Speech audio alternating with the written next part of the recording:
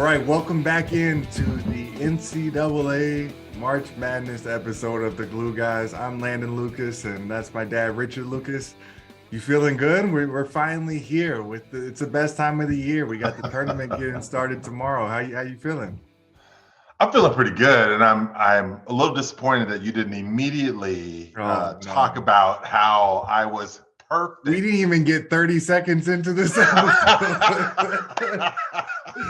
I was Oh, man. perfect with my picks in the Big 12 tournament. So Notre Dame has figured out this situation, and no, it was so that path is what I suspected it would be, and now I've got a big old bracket for the NCAA. So it's going to be fun for sure. Yeah, that was impressive. I will, because we had the same picks all the way until the Final Four. So I was thinking, okay, hey, this could go my way, and then obviously Right. from there it went to you. And great call on everything. Kansas obviously making it to the championship and then losing to Texas, and because Right. of that, not getting the seeding that they wanted. And we'll jump into that a little later.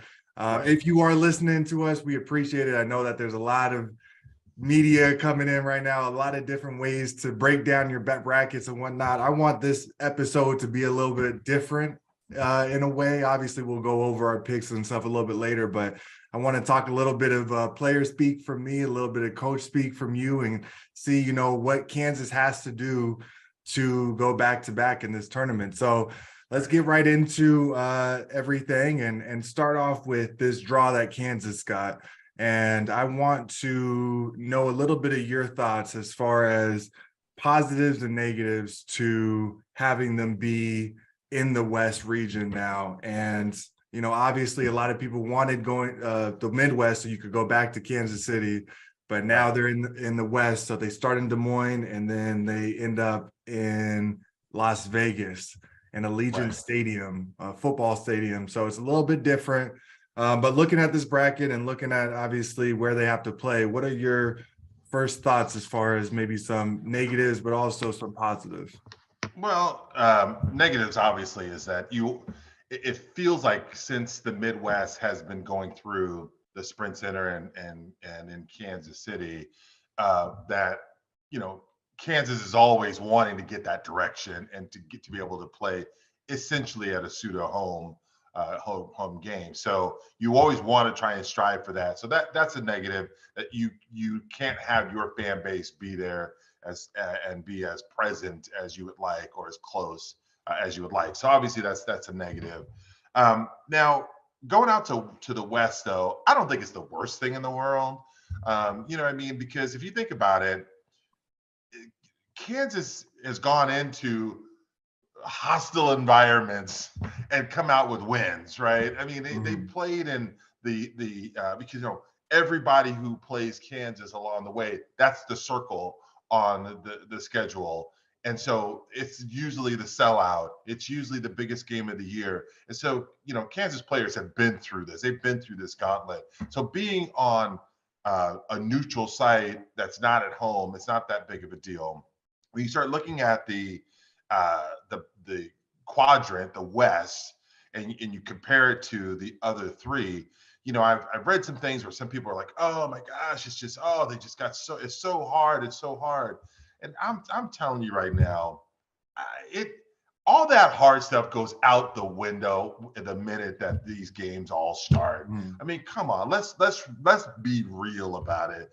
If Kansas is a top team, they're going to be able to go through and beat the players or the teams in front of them with and not have an issue. I don't see anything that's super scary. I mean, we'll talk about our picks, but I just I think people are making a bigger deal out of where they ended up in the West than if they were in the Midwest or one of the other brackets. So Yeah. that's what I'm thinking. Is No, I think I, they're going to be fine. I think you bring up a good point because it's one of those things where you look at the bracket and you're analyzing every team. You're looking Right. at like the other side of the bracket. Oh, there's all these different teams that we could potentially meet up with and this and that.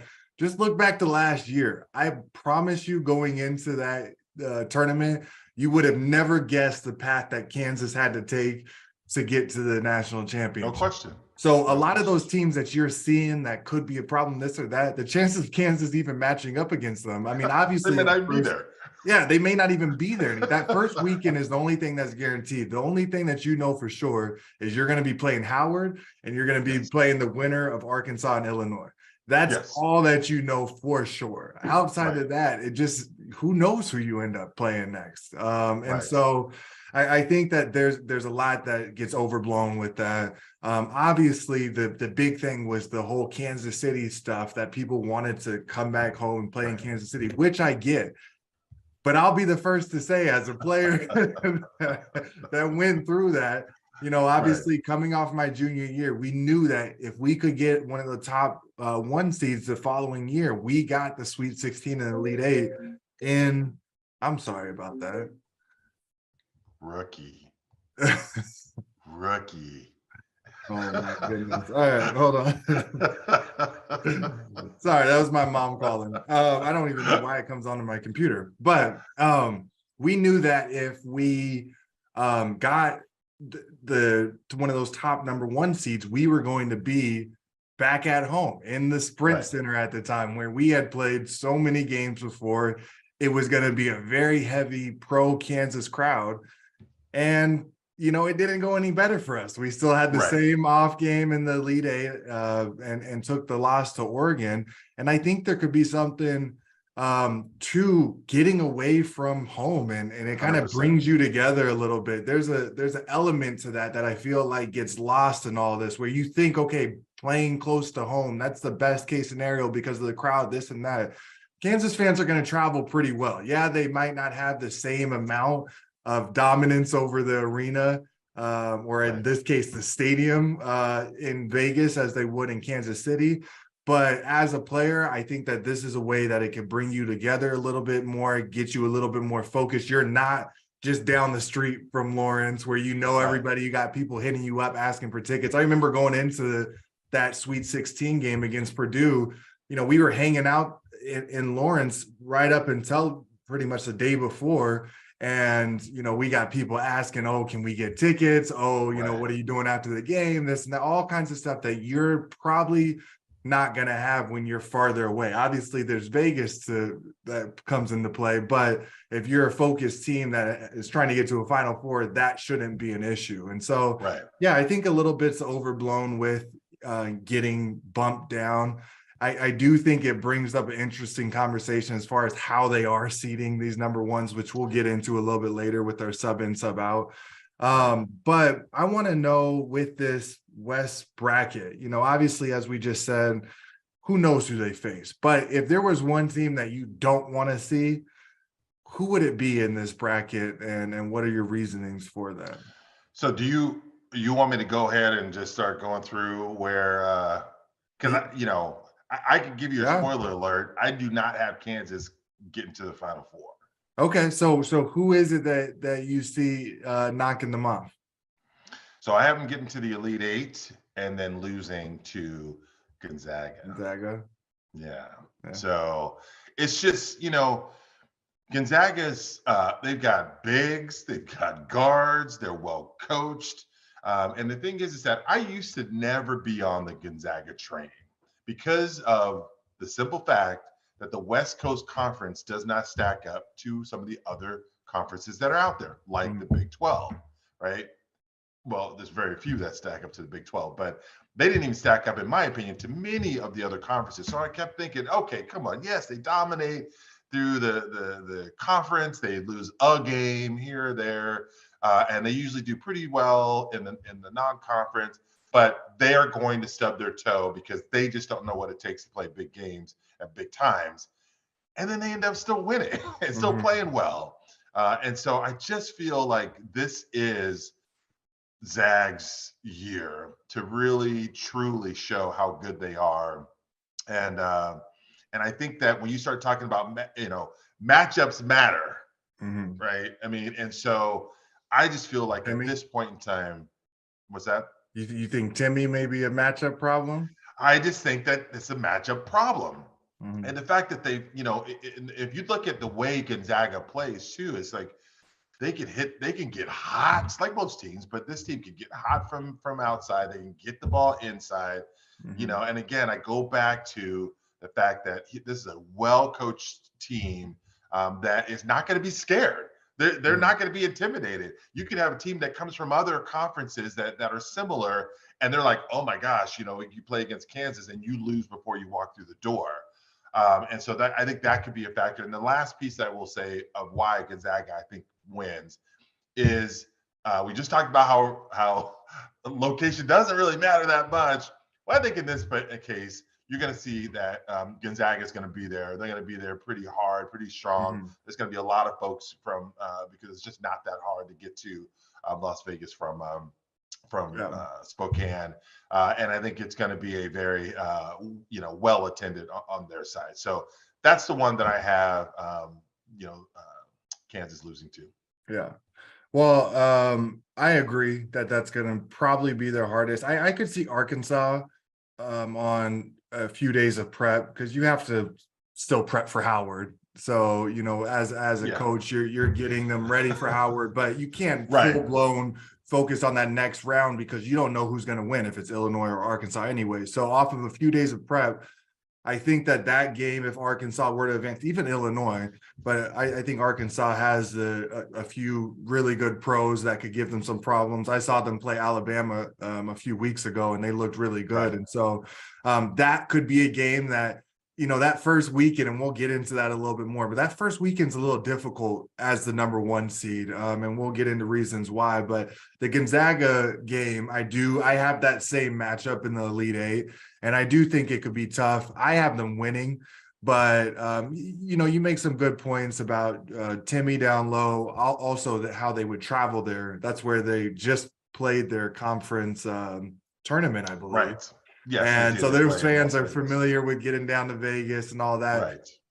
I'm curious how it works with Allegiant Stadium. Like how loud or how much you're Right. going to really feel that presence, and if it's really going to matter a whole lot.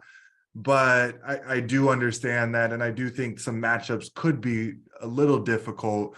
But I still have Kansas moving on through there. I got Kansas winning it all, but I'm a little Of worried that you course. picked them to lose because you have been spot on. You got the 6-game prediction, the 3 predictions we've done so far. You've got them all right, with the complete Big 12 tournament, as you just said. So I'm a little worried right now, but before we get into Sweet 16 and Elite Eight, like we just talked about, Right. Kansas has to get past that first weekend, and Right. so that's obviously going to be their mindset. Something that we've talked about before that I know Coach Self emphasizes is taking it like a 2-game tournament. Just a weekend tournament. You go in, you got to win that weekend to advance to the next, and the way that it works around this time, just from a player side, you have that selection Sunday show that you go sit. It's fun. You get to see your name called, get to see them talk about it, see who you potentially could match up with. And then immediately after, we're walking to the locker room from our McCarthy Hall. We walk across the locker room and we get this massive packet. And the packet is just a complete breakdown of Howard and everything that you need to know about them. And then the coaches, obviously, what they're going to do is split up. So they're going to have 3 assistant coaches all dedicated to 3 different teams. So you got one coach that's handling Howard, one handling Arkansas, one handling Illinois, and they will have massive packets on each one of them with all kinds of, details and stuff that they pick up before even going to watch film that night. And so then, as a player, you start prepping, you go through media with whoever they decide to pull for CBS or just for the local stuff. And then you're right into, tournament mode and focusing on that first game, which I'll say as a player, I never really felt much threat from the 16 seed. I know that they have won recently and they could give you some problems, but that game was always like, okay, let's just get as much rest as we can for that next game. And I'll say that next game is a tough one, though. That's the one that I would always worry about, but it's surprising that there is still a massive skill gap between the 1 seed and the 8 and 9 seed. Like they're always big names. It feels like, Right. I remember playing UConn in that second game back when Yeah, they were on Michigan like State. a 15-game win streak, Michigan State. It's always like, Right. dang, there's these big name, teams in that 8-9 matchup. It could be a Right. problem, this and that. And then you end up going out there and realizing this is a Right. middle of the pack Big 12 team, pretty much. You see Right. West Virginia getting a 9 seed. So that's the type of team that's getting a Right. 9 seed. Right. And then you just got to go in there and handle business. So, what are your thoughts as far as this first weekend, that game Right. against Howard, and then that quick turnaround to a tough Arkansas or Illinois game a few days after that? So one of the things I wanted to touch on, which I just love the fact that you brought that you guys watch it, you clap when your name gets up there, and then you walk out, and then you got all of the information that you need, right?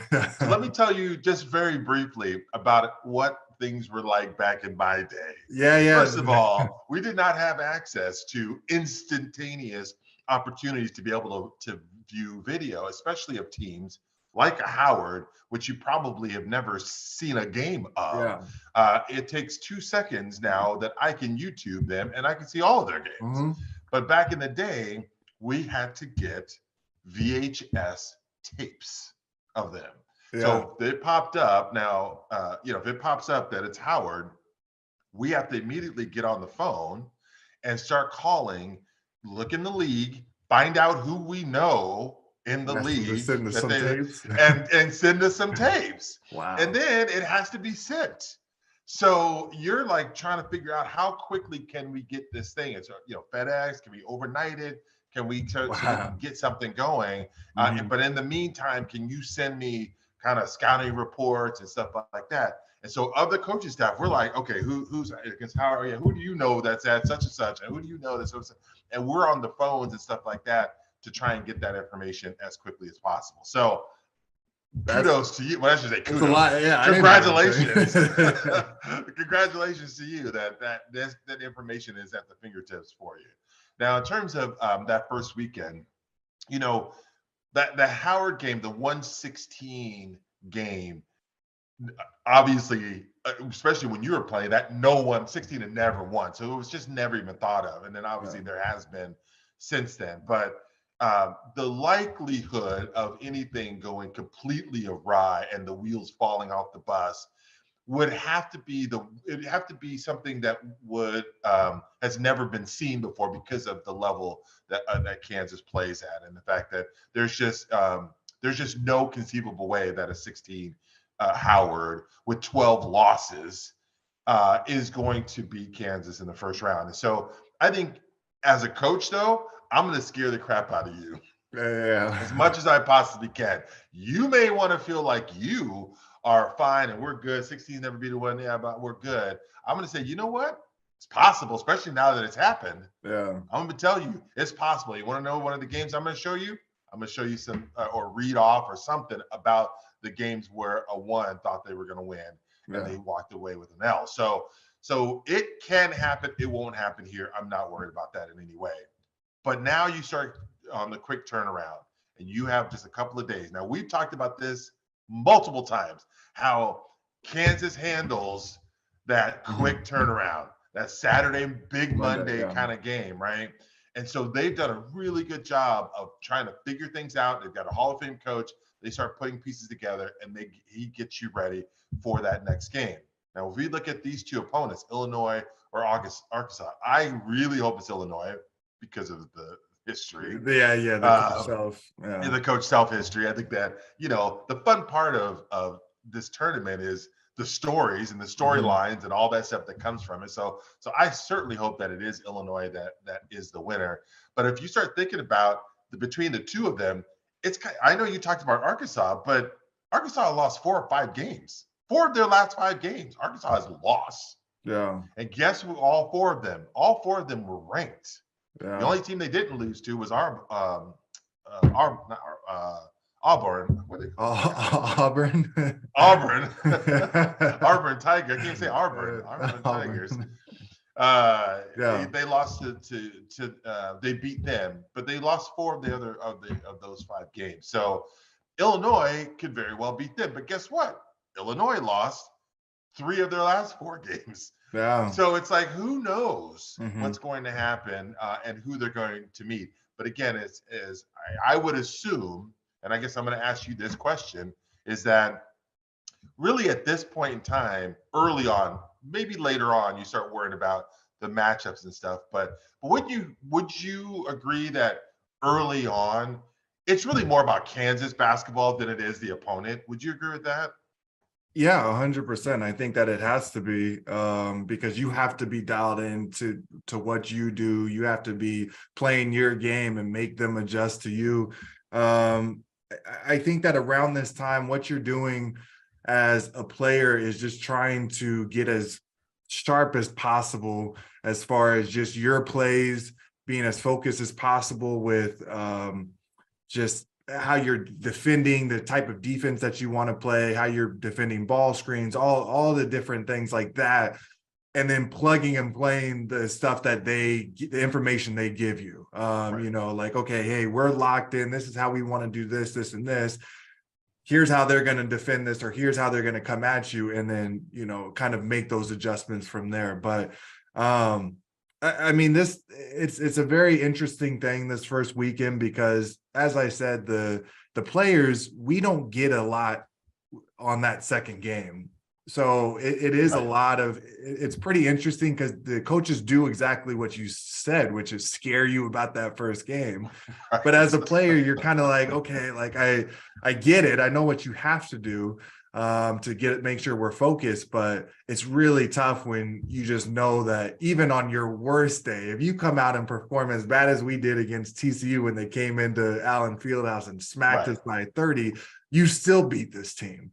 Right. And so it's really about making sure that you put it's like a game within the team, like a game against yourself almost. You want to make sure Right. you're firing on all cylinders, that you look sharp out there so that you're not in some dogfight with this team that shouldn't even be in the game with you. And I mean, it's pretty interesting. During my matchups with 115, and then my sophomore year was we were a 2 seed.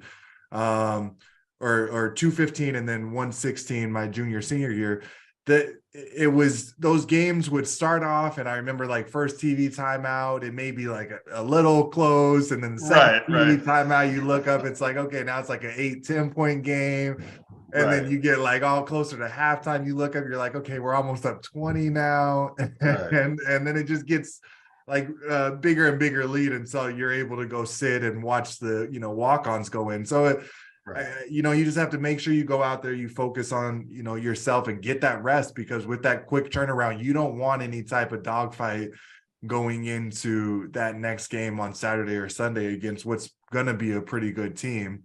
And Right. so that's how I'd approach it. I'm wondering one thing as far as from the coaching perspective, because I know as a player, we don't get told anything really about those next Right. two teams. We're focusing on Howard.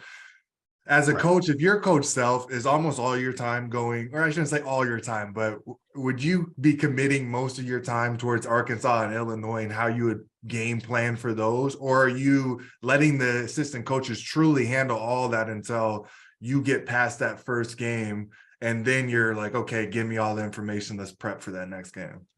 So when you're dealing with this type of a turnaround, the first and foremost, you want to make sure that you take care of Howard. And so I'm not going to be dedicating zero time to Howard and everything to the 8-9 turn. I'm going to be putting some of that time into Howard, because not only do I want to, obviously we got to make sure we get that win, but the second thing too is that I want you to play sharp. Mhm. I want you to play well. Imagine those games like a non-conference football game, and you're playing against some team that you're far superior in, and a lot of times you say, I just want a clean game. I just want to play. I just want our team to look sharp and play well. And I Mhm. think because of the fact that the last game, and really, if you think about it, let's look back at Kansas' last 3, and if you want to add Texas Tech, 4 games, Mhm. they've not been sharp, Yeah. right? Yeah. 2 losses. You know, they did beat West Virginia, probably a little bit better, more than I originally thought. But still, it was West Virginia, you know? I mean, and so if I'm coach, I'm actually putting some time into this Howard. It's not about Howard. It's It's about coming out it's and making about right. It's I want to see it clean. I want you to come out on fire. I yeah, don't want that first TV timeout to be, you know, 12-8. yeah, You know what I mean? Like I want us to come out and just put our foot on their neck because I want them to show that we are truly playing at a high level and that we can play at a high level. And then what we'll do is, you know, as soon as that game is over with, I've got highly paid, highly skilled, great assistant coaches who are going to get us prepared for that next game. I'm not going to mess with that until it's time. At least that's how I would handle it. yeah. Well, this is an interesting thing that you go through at Kansas, which is just the expectations of the tournament compared to Right. most teams. And so I wanted to talk a little bit about that because obviously at Kansas, you have expectations of at least the Final Four most years, which is it's crazy to think, but when you're the winningest basketball program, those are the expectations. Whereas Right. most teams, they would love to win one game or two games, and if they advance to the second weekend, they're throwing celebrations and stuff that whole Right. week heading into the Sweet 16. So my question is, at Kansas, from the outside, do you feel that no matter what happens throughout the season, if a team like Kansas, a number one seed Kansas, goes out and loses in the first weekend, is the season as a whole just considered a fail? Or is that one of those things where it's like, okay, the tournament, anything can happen. Oh, well, this happened. I mean, we see it happen at Kentucky in the first round a lot. Right. UNC didn't even Right. make the tournament. You're talking about these other blue bloods that are struggling to even have good seasons. Right. And Kansas had a pretty good season, won the Big 12, made it to the championship of the Big 12 tournament, and now has the one seed.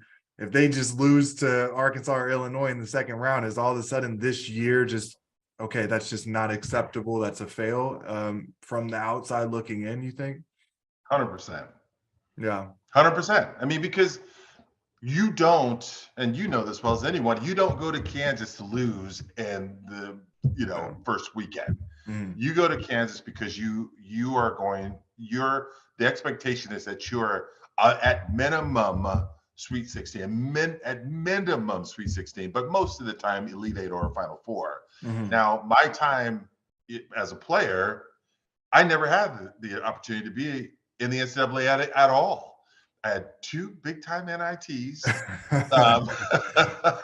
But I had someone ask me the other day, and they said, would you rather be one of those play-in or maybe a 15, 16 seed in the NCAA tournament, or be a very high seed in the NIT with a chance to potentially make it to New York, play at home, and all of that? Well, what do you think I said? Tournament. Give me the NCAA NCAA tournament all day. Because for a program like I was at that time, just making the tournament was a massive, massive deal. And that's why, that's why in the end, there may be, just here's a big blanket statement. In the end, the NCAA tournament has 68 teams now, I guess, right? Mm. And out of those teams, during a tournament, there's going to be upsets, and people go, "Oh my gosh, this is so crazy! Upsets galore!" It's like all this stuff, right? In the end, it's the Final Four is most likely going to be the major programs and the ones in the 2 seeds this year. That's just the way it is. That's how it almost always gets to. Why? Because the talent difference, you can't play above your level game after game after game after game and expect to win in most cases. So anyway, I'm that's kind of how I'm feeling on that, and I'm excited for this year. I think it's going to be a lot of fun. No, I do too. I'll say as a player, our expectations, we actually, something Coach Self would say frequently, was the tournament doesn't start until the second weekend. Right. You know, like that, like the real tournament, you don't really feel the tournament starting until the second weekend. The first weekend, there's all kinds of upsets. It's just kind of like you just got to power through, focus your best to get through. There's going to be crazy, like you said, craziness happening all over the bracket. It's really that second weekend where you get the matchup between super talented teams that are going to go in there, put on a good show, and the best teams are going to end up winning that second weekend. And so that's something that you know, when you're at Kansas, you're hearing the tournament doesn't start until the second weekend, whereas, you know, there's teams in the same tournament that first weekend just being there, Just getting making it. the gear that they would give you, you know, that has you know, NCAA March Madness, the towel and stuff, that like is a huge deal to a lot of these Right. teams. And it's a very interesting dynamic that I do think comes into play sometimes in games where it can go both ways. You could have a team that goes out real confident, you know, hey, we're supposed to be here and advancing here. This is just what we do. And another team that comes up against a team like Kansas and may be a little scared, like, okay, we're just happy to be here, you know, and this is a better team, this and that. But it could also work the other way, where you have a team in there that has, oh, we have nothing to lose. We're happy to be here. Let's go out there and just fire up shots and, you know, hope for the best kind of thing, against a team that, you know, could be feeling a little bit of pressure. Like, oh, you know, this is, you know, we're supposed to advance, but who knows? This team is making shots now and this and that. So Right. it's a really interesting dynamic. And that's what makes the tournament so fun, I think, is just the understanding that anything can happen. And I think there's teams that they do get on that, oh, it's happened before, you know, a 16 has beat a 1, so we could be Right. that team. And then they start believing it and go out there and win a game. But once you get to past that first week, and as you said, it's hard to string together multiple wins and play above your level, you know, weekend after weekend to make it a deep run. And that's where you see, you know, teams like Kansas go ahead and take that step to make that second weekend and beyond. Right.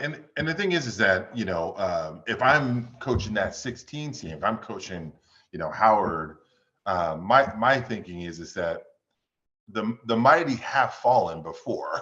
Yeah. You know, and in Kansas, these players that are across from you are not NBA players. They may be at some point, but right now, LeBron James is not walking out on that court with Kansas across his chest. This is just players that you may have played against in AAU tournaments growing up, or who knows. So if I'm that 16 seed, I'm saying it's possible, especially now that it has happened. And on top of it, I'm saying, let's have some fun. Let's have some fun. Because who's got the pressure? Not us, because we are supposed to lose. Matter of fact, we're supposed to get blown out. Yeah. But let's go have some fun. Now, the reality is they're going to get blown out. But, but you never know. You never know.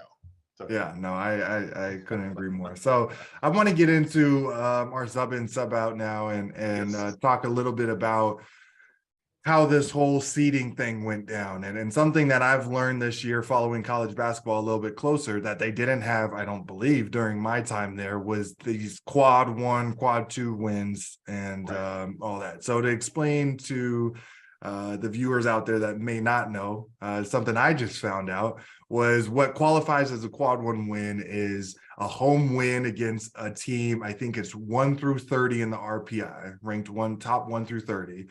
A neutral site against a 1 through 50, and then an away win against a 1 through 75, I believe it is. And so that's how they determine quad 1. And then they have a quad 2 as well with, you know, similar structure. And so we have all this. I've been hearing about it all year. I'm trying to learn what it is as a fan, you know, and understand this is their metric system to determine seeding. And then we get to Selection Sunday, where Kansas has by far the most quad 1 wins. They have double the amount of, I think they have triple the amount of Houston, who was above them. And then they had to combine Houston and Alabama together, what are your thoughts on this? Are you subbing in or subbing out on the way that they're going as far as this system to try to rank these wins and put them in quad one? Does it even seem to matter? I mean, we're talking about it all year, and then when it comes down to it, it was like, oh well, Kansas by far has the most of this thing that we're hyping up. Oh, they got a quad one Right. win, and then it goes into like, they sit down in a room, and it's just like that goes out the door. Should there be more on margin of victory, margin of loss? Like, what are your thoughts on the way that they're determining this stuff, from a fan and former coach and all that? Right. So, this quad stuff is all new to me. And so I understand that the selection committee has to start figuring out how to figure out where to seed. Mhm. And so I think what's going on though is that if you start to look at those top teams, Alabama, Houston, obviously Kansas, I maybe what's gone on here is that the quad pieces to these quad wins kind of went out the window a little bit, and in crept momentum, Mm. and in crept the fact that I just said a little bit earlier, Kansas has not played great basketball recently. Mhm. Lost 2 of the last 4, beat a West Virginia team, and beat a Texas Tech team that's what, aren't they the worst in the league in the Big 12 or close to it or something like that? You mean So, Iowa State? all right, was it Iowa State? Whoever it was Yeah, that they played right yeah. before Texas. Oh, yeah, yeah. But you know what I'm saying? But all I'm saying is that uh they they're not they're if you're trying to let me put it this way. Would you say that Kansas at this point right now is playing the best basketball of the year? No, I mean, I don't think so at all. I think there's also factors as far as like, Kevin McCullough being injured, Coach Self with his health issues. And I think that you should be looking at the season as a whole as the committee, but I don't think that Kansas has looked. I mean, they haven't looked better than Texas in the last week or whatever, and Texas didn't get a Right. one seed. So if you were comparing it Right. like that, then no, they So don't look like the number one or two overall team. overall seat. So that's what I'm saying. Like if we have anything that we can compare this to, let's compare it to the selection committee for the full football, the college football playoffs.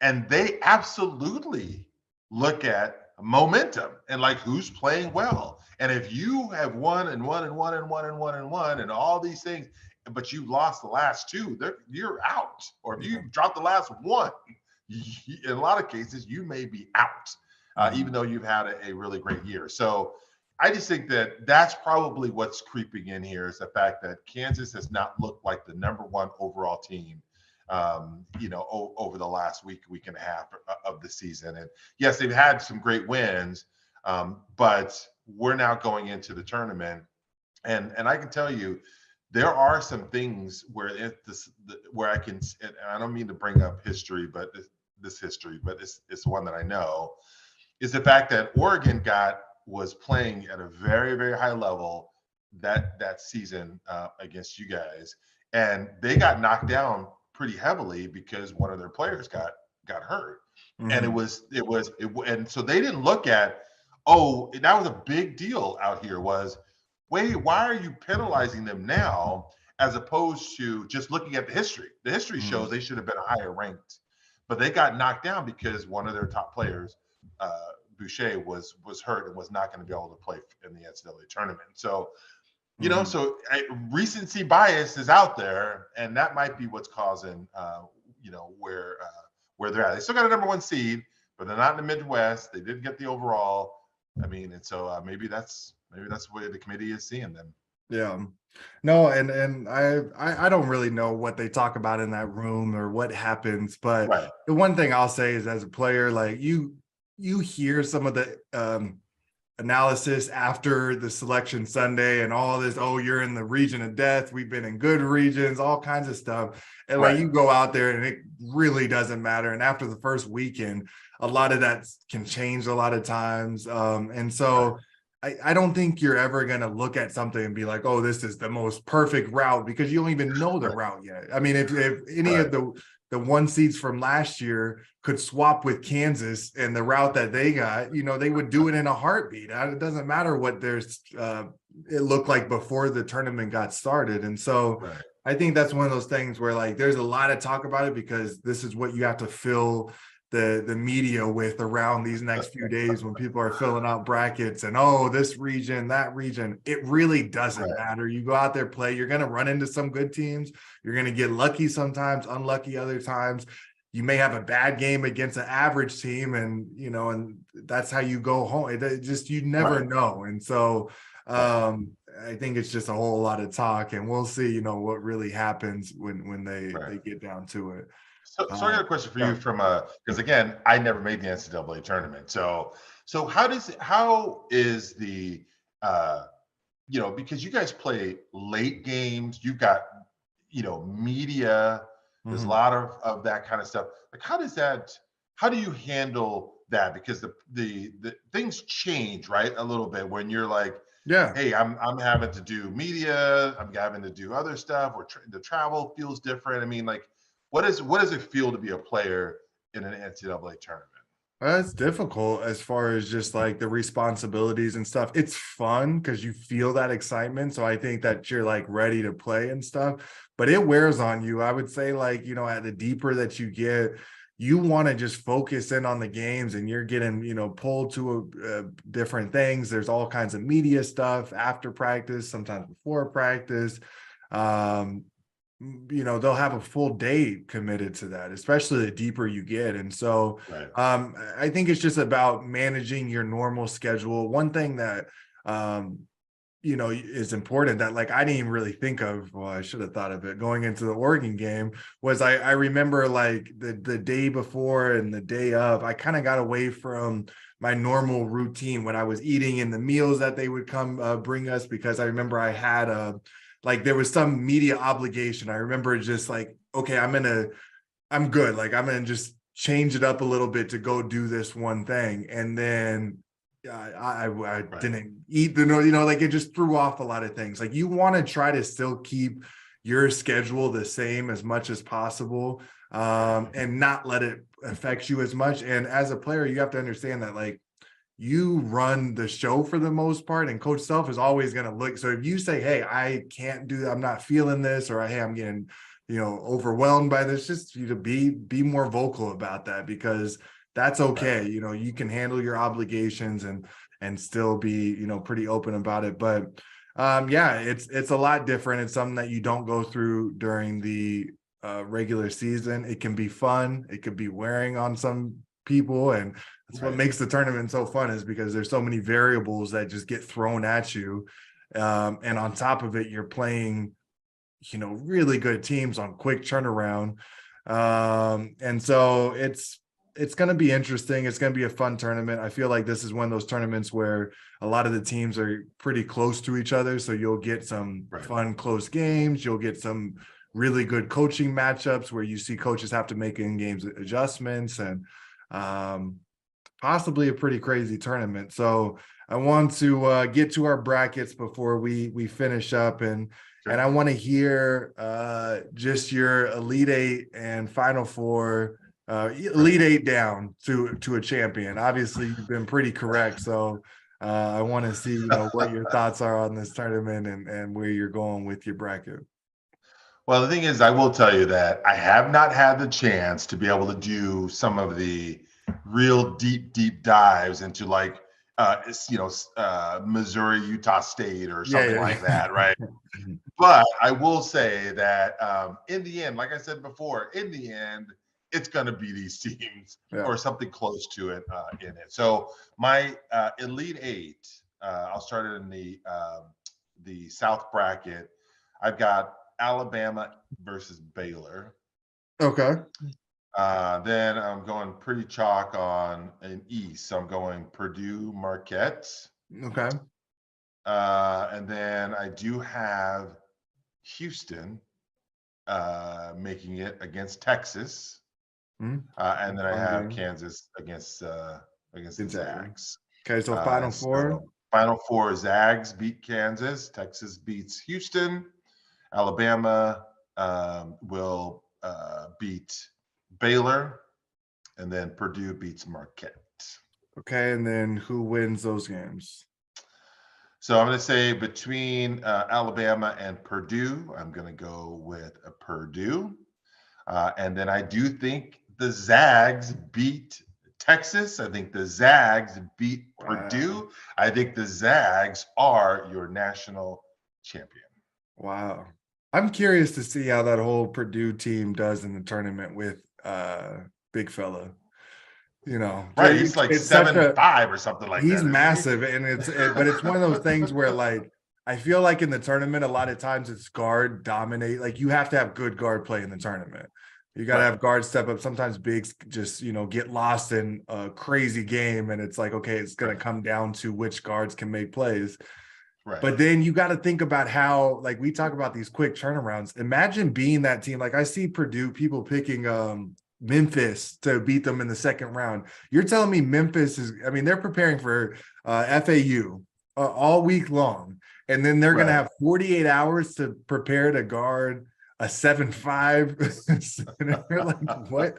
Like how do you like you haven't seen him all year and then all of a sudden you're going to get your guys ready to, to trap and handle a guy of that size. It's going to be tough. So I do like that, but I'm going to go over mine real quick. I have them losing to Duke.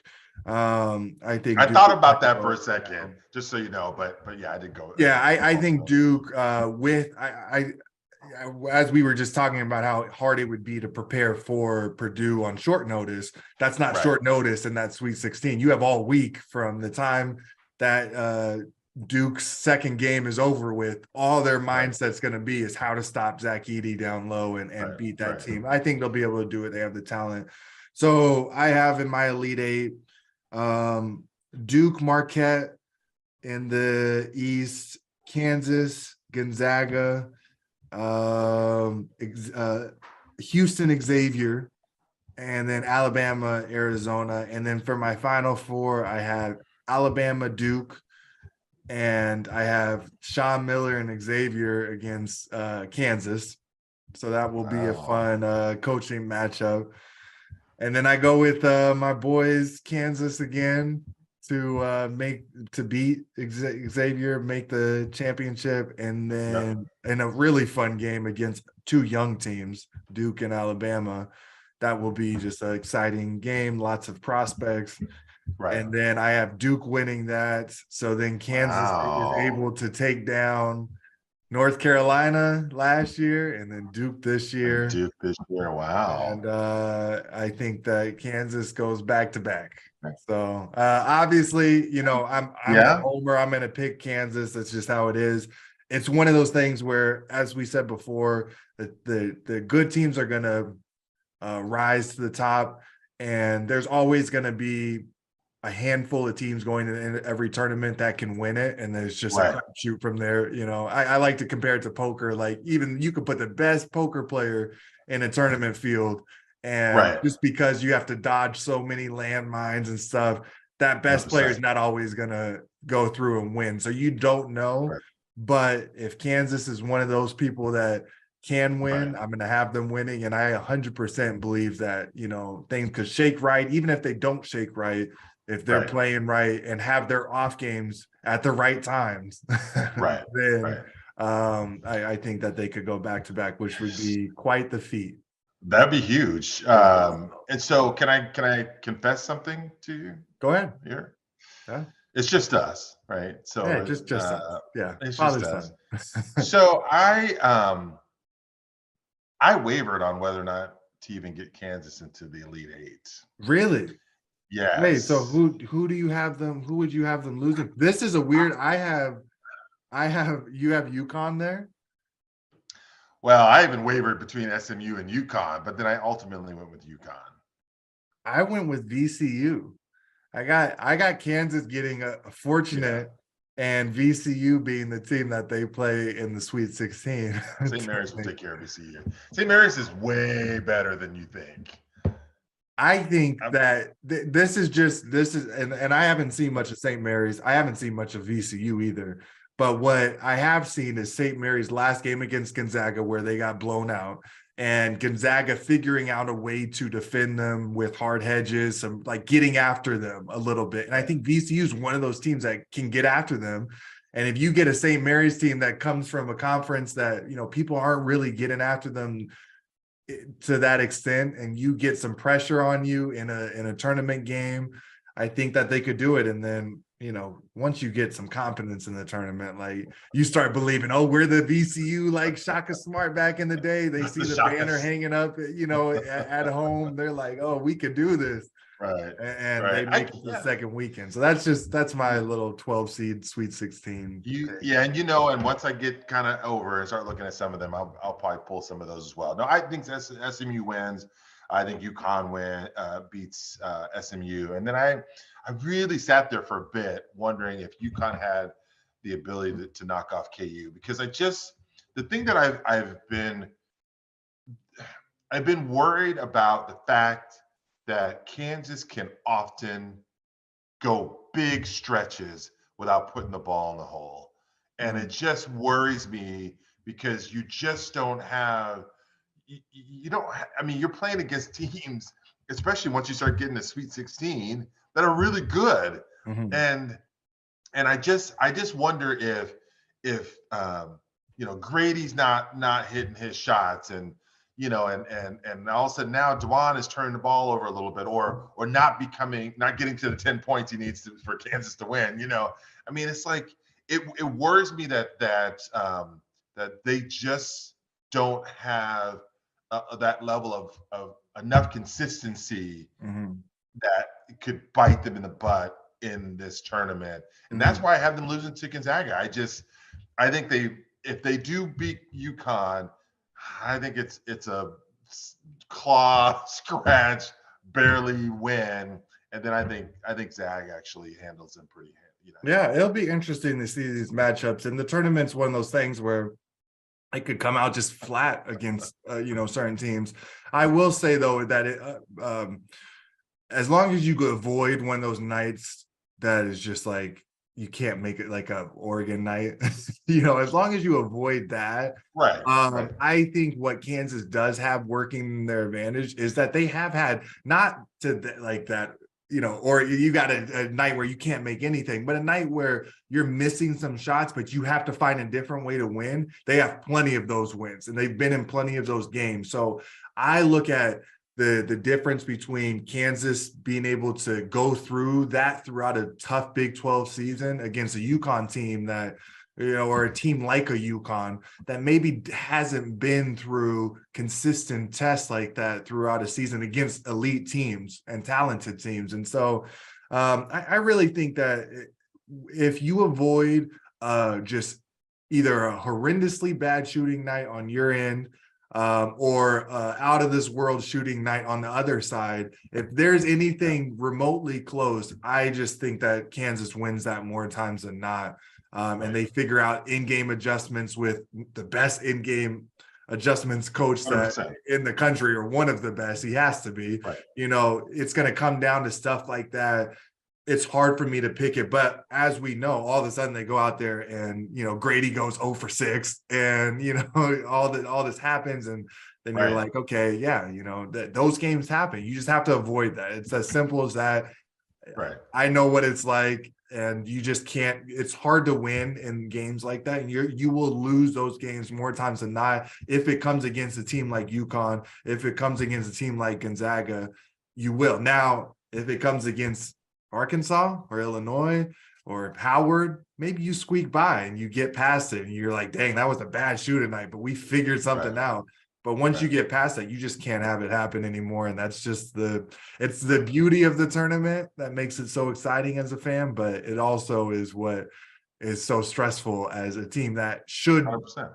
make it to the Final Four, because it is just one of those one elimination tournaments or single elimination tournaments. So let's wrap it up, and we'll have a lot to talk about after this weekend, and hopefully it's not our last one. Where we're you think we get Coach? Wait, did you get Coach Self on it after the first weekend? Oh God. Could you imagine? Can you pull that off? I think he's gonna take a week if they don't if they don't Okay, win. okay. All I right, think all he'll right. take some time to relax. He probably needs to relax if he's having some medical problems at the end of the year. No question. But hopefully it's not that. Hopefully we're previewing some fun matchups that could happen in Las Vegas, and I will be going. Right. Are you joining me down there, or are you gonna sit this Las one out? Vegas Las Vegas. for the what is that? The Sweet Sweet 16, 16 Elite Elite Eight. Eight. It's the week Okay. after this upcoming weekend. I can. I'll have to check my schedule. Yeah, okay. All right. I'll be out there. Okay. If Kansas doesn't make it, I'm not going. But if Kansas makes Right. it, I will be out there. I mean, it'll be fun. Allegiant Stadium. Yeah, for It'll be sure. a fun matchup, I'm sure. I mean, we don't talk about UCLA because they have the injury, but who knows if all of a sudden they get hot and make it there? That would be a fun Right. game in Vegas. Gonzaga would be a fun game in Vegas. I mean, there's a lot of stuff 100%. that could happen. So It'll be fun. It's gonna be over. Regardless, it's gonna be fun because just this tournament is just there's something about the NCAA tournament. There's just something about it. And there's very few sporting events where you're a completely average person who's never seen a game yeah. is so excited and they're rooting because they filled out a stupid bracket. And they're just I need this team for my I bracket. did, right. So I got so many it's messages awesome. and stuff like that, or people who were like, I had you guys win it at all, or this and that. Right. Obama used to pick us every year pretty much, and we would let Obama down. Right. He came to visit us one time and he was like, I keep picking you guys and you guys let us down. Like, oh, Like, what do you say to the president? Like, sorry. Yes. But anyways, yeah, no, we'll be Okay. back next weekend. And we'll try to recap the craziness as much as possible, and hopefully Kansas is through, and maybe we'll get a live on-site episode or do something like that. So thank you guys for tuning in this week, and as always, like, subscribe, do all that stuff, and we will be back again next week. See you guys.